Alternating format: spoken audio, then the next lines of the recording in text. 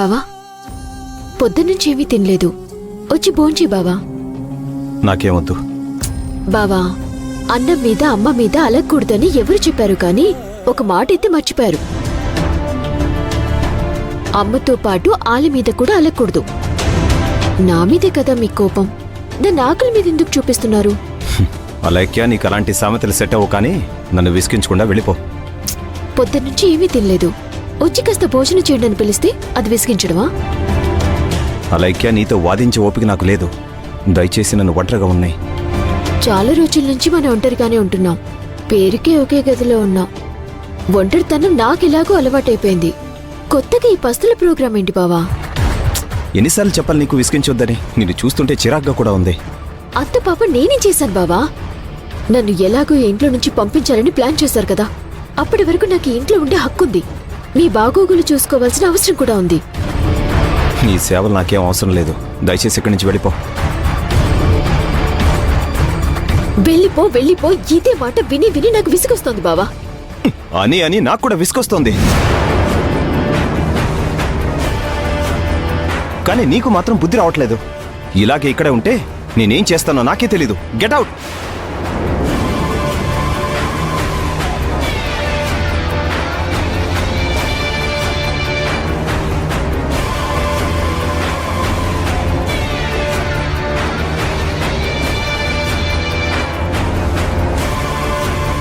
అలేఖ్య, ముందు బయటికి వెళ్ళు.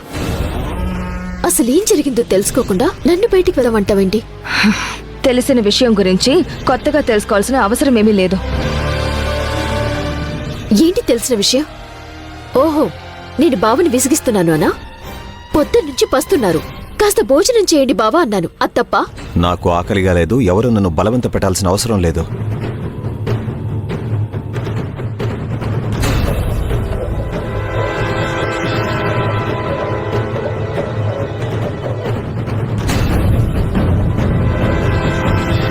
అది తప్పు కాదులే అలేఖ్య. కానీ రాఘవ్ ఈరోజు ఏమీ తినడు, ఎవరితోనూ మాట్లాడు. అలా ఒంటరిగానే ఉంటాడు. అది నీకు తెలీదా? పండగ చేసుకునే రోజులు ప్రత్యేకంగా గుర్తుంటాయి కానీ పస్తుండే రోజులు ఎలా గుర్తుంటాయి? కొన్ని గుర్తు పెట్టుకోవాలి అలేఖ్య. ప్రతి సంవత్సరం ఈ రోజు ఏప్రిల్ 9న రాఘవ ఇలాగే ఉంటాడు.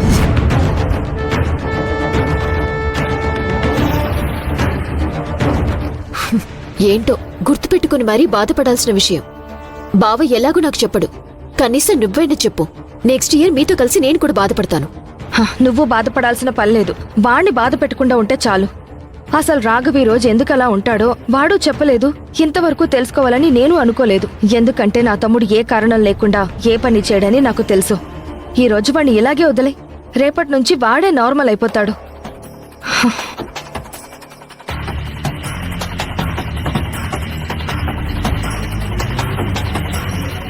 అలేఖ్య,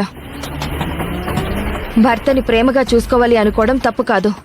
ఆ ప్రేమని కూడా ప్రేమగానే చూపించాలి. ఇలా వెటకారంగానో కక్ష సాధింపు ధోరణిలో ప్రేమ చూపిస్తే అది ప్రేమ అనిపించుకోదు.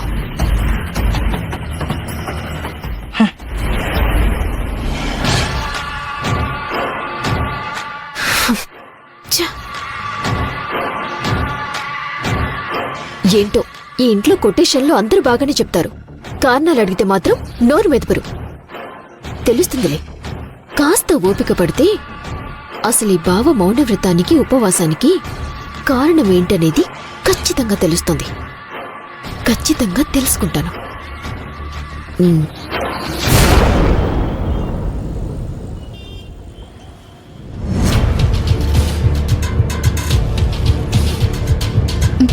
ఏంటి సుహాసిని గారు ఇంకా రెడీ అవ్వకుండా అలాగే కూర్చున్నారు? మీకు చెప్పాం కదా టైంకి వస్తామని. బట్టలు సర్దుకున్నారా? మీ మెడిసిన్స్ అన్నీ ఎక్కడున్నాయి? ఆగు భూమి. ఏంటి భూమి, మాధవ్, ఒకసారి నేను చెప్పేది వినండి. మీరు నా గురించి ఎక్కువగా ఆలోచించి తప్పు చేస్తున్నారు. నేను ఇప్పుడు ఆ ఇంటికి రావడం కరెక్ట్ కాదు. నా మాట వినండి. ఏంటి కరెక్ట్ కాదు? ఆ ఇల్లేమైనా పరాయి వాళ్ళ ఇల్లా? అన్నీ బాగుంటే నాకంటే ముందు మీరు అత్తారింట్లో అడుగు పెట్టేవాళ్ళు. అక్కడ మీరు ప్రాణంగా ప్రేమించిన రాఘవ బావగారున్నారు. మీ పేగు తెంచుకు పుట్టిన బిడ్డ అక్కడుంది. మీరక్కడికి రావడం తప్పేమీ కాదు. తప్పు కాకపోతే మరేంటి? నేను నిజంగా ఆ ఇంటికి కోడలు నవ్వాలని రాత రాసి పెట్టుంటే ఎప్పుడో ఆ ఇంటికి నేను కోడలు అయి ఉండేదాన్ని. కానీ అలా జరగలేదంటే అర్థం ఏంటి? నాకు ఆ ఇంటికి, ఆ ఇంట్లో మనుషులకి ఎలాంటి సంబంధం లేదనే కదా. ఆ ఇంట్లో వాళ్ళకి మీకు ఏ సంబంధం లేదా? ఒక్కసారి మీ గుండెల మీద చేయి వేసుకుని మీ మనస్సాక్షిని అడగండి, అదే చెప్తుంది. ఆ ఇంట్లో ఉన్న మనిషి మీ గుండెల్లో ఉన్నారు.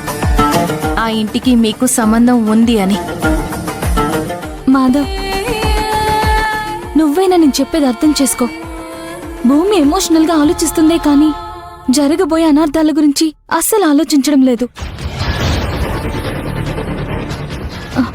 ఇప్పుడు నేను ఆ ఇంటికొచ్చి కొత్తగా సాధించేదేముంది? మీ అన్నయ్య మనసులో ప్రేమ సాధించగలనా, లేకపోతే మీ అన్నయ్య పక్కన భార్య స్థానంలో ఉండగలనా? లేదు కదా. నేను ఆ ఇంటికొచ్చి రాఘవ్కి కనిపించి రాఘవ మనసుకైన గాయాన్ని మళ్ళీ రేపి రాఘవ్ని బాధ పెట్టడం తప్ప చిన్న ఉపయోగం ఏమైనా ఉందా చెప్పు? నేను ఆ ఇంటికి రాకపోవడమే మంచిది. ఇప్పుడొచ్చి రాఘవ బాధపడుతూ ఉంటే నేనది చూడలేను. రాఘవని ఇబ్బంది పెట్టలేను. అలాగే నా వల్ల మీ ఇద్దరికి కొత్త సమస్యలు తీసుకురావడానికి నా మనసు ఒప్పుకోవడం లేదు. నువ్వైనా భూమికి చెప్పు. ఈ విషయంలో నేను భూమిని సపోర్ట్ చేద్దాం అనుకుంటున్నాను. దయచేసి మీరు బయలుదేరండి. అది కాదు మాధవ్. చూడండి సుహాసిని గారు, మీరు మీ బిడ్డని చూసుకోవడానికి, బావగారిని దగ్గరగా ఆరాధించుకోవడానికి మీకు ఆ ఇంట్లో కొద్ది రోజులు సమయం దొరుకుతుంది. మళ్ళీ రమ్మన్నా ఇలాంటి అవకాశం రాదు. మీ వల్ల ఎవరికీ ఏ ప్రాబ్లం రాదు, ఎటువంటి ఇబ్బంది కలగదు. ఏదైనా జరిగితే అది నేను చూసుకుంటాను. ఇప్పటికీ మీరు కోల్పోయింది చాలు. ఇంకా మీరు కోల్పోవడానికి మీ దగ్గర ఏమీ మిగల్లేదు. దయచేసి నా మాట విని రండి. అవును సుహాసిని గారు, కొద్ది రోజులైనా అన్నయ్యకి దగ్గరగా మీరుంటారు. మీరు మీ జీవితంలో కోల్పోయాను అనుకున్న కొన్నైనా మీకు దొరుకుతాయని మేము ఆశపడుతున్నాం. నా వల్ల మీ ఇద్దరు ఎక్కువగా నష్టపోతారేమో అనిపిస్తుంది. జరిగే దాని గురించి ఆలోచించుకుంటూ జరగాల్సిన దాన్ని వదిలేసి బాధపడుతూ కూర్చోవడం అవివేకం అంటారు. కాబట్టి మీరు ఇంకేమీ మాట్లాడకండి, మనం వెళ్తున్నాం.